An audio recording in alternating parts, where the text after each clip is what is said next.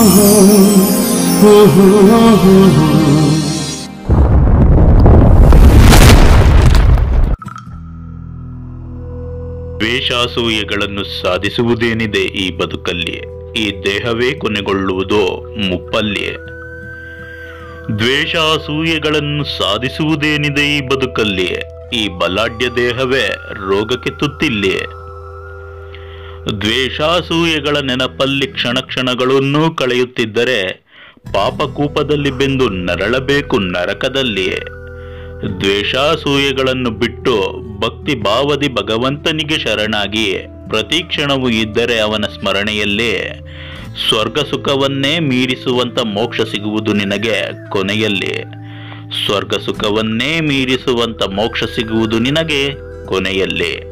ಮೋಕ್ಷ ಸಿಗುವುದು ನಿನಗೆ ಕೊನೆಯಲ್ಲಿ. ಈ ವಿಡಿಯೋ ನಿಮಗೆ ಇಷ್ಟವಾದರೆ ಒಂದು ಲೈಕ್ ಮಾಡಿ ಹಾಗೂ ಮರೆಯದೆ ಎಲ್ಲರಿಗೂ ಶೇರ್ ಮಾಡಿ.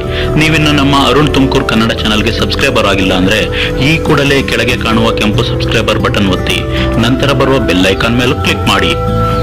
ನಂತರ ಆಲ್ ಬಟನ್ ಒತ್ತುವುದರ ಮೂಲಕ ಯೂಟ್ಯೂಬ್ನಲ್ಲಿ ಒಂದು ಕನ್ನಡ ಚಾನಲ್ ಬೆಳೆಯಲು ಪ್ರೋತ್ಸಾಹಿಸಬೇಕಾಗಿ ವಿನಂತಿ. ಧನ್ಯವಾದ.